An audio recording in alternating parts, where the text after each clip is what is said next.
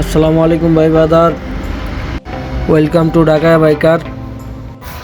যাইতেছি মানিকগঞ্জ হিরো হোন্ডার শোরুমে, ওইখানে একটু কাজ আছে, একটা ফাইল চেঞ্জ করতে হইব। আজকে যে গাড়িটা বিক্রি করছি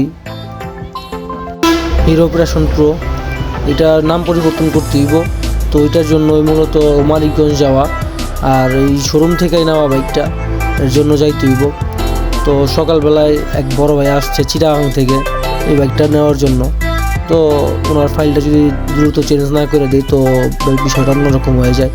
এর জন্য তাড়াতাড়ি চেঞ্জ করে দেওয়ার জন্যই সকাল সকাল বের হয়ে গেছি একটু, যে যা দেখি যে চেঞ্জ করে দেওয়া যায় কি না। আর রাস্তা পরিবেশের কী কথা কমু, অস্থির। আজকেও সকাল সকাল তো একটু ঠান্ডা ঠান্ডাই ছিল।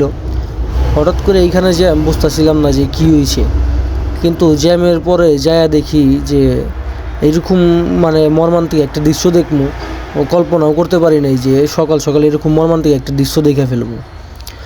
তো সামনে আগানোর পরে দেখি যে একটা অ্যাম্বুলেন্স অ্যাক্সিডেন্ট করছে।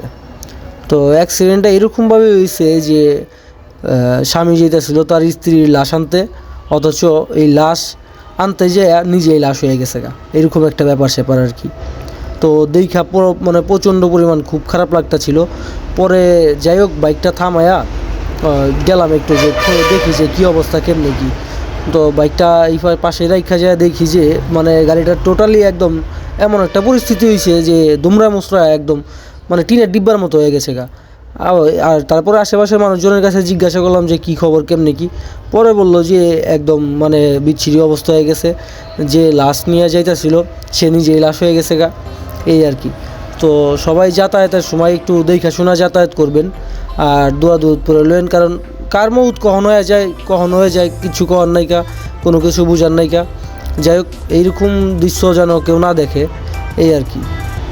আর গাড়ির ড্রাইভার যারা আছেন ভাই, একটু সতর্ক হয়ে গাড়ি চালানোর চেষ্টা করবেন, কারণ একটা দুর্ঘটনা ভাই সারা জীবনের কান্না। এটা ভাই একবার হয়ে গেলে মনে করেন যে আপনারা আর কেউ ফিরে রাখতে পারবো না। তো যাইতে যাইতে মাথার ভিতর থেকে এই বিষয়টাই যেতেছিল না যে বেচারার কী অবস্থাটা হয়েছে। বেচারা যাইতেছিল যে তার স্ত্রীর লাশ আনতে, অথচ সে নিজে লাশ হয়ে বাড়িতে ফিরতেছে।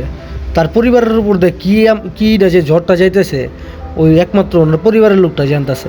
যাক, আল্লাহ মাফ করুক, ওনাদের জান্নাতবাসী করুক। জানি না যে কী পরিস্থিতি ওনাদের এখন, যেহেতু কাছ থেকে জিনিসটা দেখলাম তো খুব খারাপ লাগতেছিল। যাইতে যাইতে চিন্তা করতেছিলাম যে এমন যেন আর কারো লাগে না হয়, আল্লাহ সবাই মাফ করুক, এতটুকুই। হায়াত মৌতের কথা এটা বলা যায় না, কারণ কখন কার মৌত আয়া পড়ে, কখন কার মরণ আয়া পড়বো, এটা কেউ জানে না। তো দেখতে দেখতে কাছাকাছি চলে আসছি। যাই হোক, সবাই আমার জন্য দোয়া করবেন, আর যারা এই যে এই দুর্ঘটনাতে মারা গেছে তাদের জন্য দোয়া করবেন, যাতে আল্লাহ তাদের ব্যস্ত নসিব করে। যেহেতু এটা ইনিশিয়াল অ্যাক্সিডেন্ট হয়ে গেছে, এটা কারো হাত নাই। আর রাস্তায় যাওয়ার সময় যে এরকম একটা অ্যাক্সিডেন্ট দেখবো, এটা কল্পনাও করতে পারি নাই যে এরকম একটা পরিস্থিতি হয়ে যাইব। যাই হোক, ছোট্ট একটা ভুলের কারণে অনেকগুলা জীবন চলে যায়। আর এই হাইওয়ে রোডের ভিতরে যে অটোগুলা চলাচল করে, এই অটোর কারণে আমার মনে হয় যে বেশিরভাগ দুর্ঘটনাগুলো ঘটে থাকে।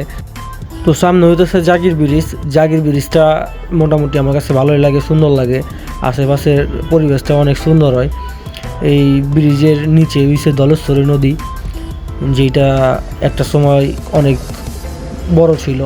এখন সরকার থেকে ড্রেজিং না করার কারণে এখন নদীগুলা ছোটো হয়ে যেতেছে, পানি চলাচল কম করে। তো এইসব কারণে নদীর পরিবেশটা নষ্ট হয়ে যেতেছে।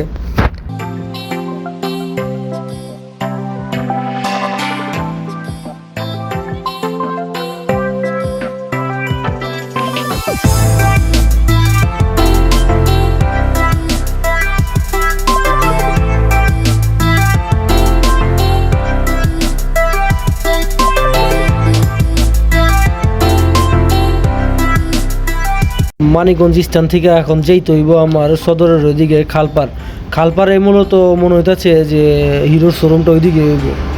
আমার এতটা যাওয়া হয় নাই হিরোর শোরুমে, এর জন্য। তো হিরোর শোরুমে যাইয়া আমার ফাইলটা ঠিকঠাক করে দিয়া তারপরে আবার চলে আসতে হইব। আর বাইরে বলছি যে আমি কয়েকদিনের ভিতরে হয়তো ফাইলটা চেঞ্জ করে দেওয়া যাইব। তো এর জন্য এত আগে আসা, কারণ ভাই সেই চট্টগ্রাম থেকে আসছে আমার কাছে বাইক নেওয়ার জন্য, তো এতটুকু তো না করলেই নয়। তো ওই যে সামনেই চলে আসছি, ওই যে দেখা যেতেছে হিরোর শোরুমটা। তো যাই হোক, আজকের ভিডিওটা এই পর্যন্তই। আর সবাই ভালো থাকবেন, সুস্থ থাকবেন, আমার জন্য দোয়া করবেন। আর ভিডিওটা ভালো লাগে থাকলে চ্যানেলটা সাবস্ক্রাইব করে দিবেন। আল্লাহ হাফেজ, আসসালামু আলাইকুম।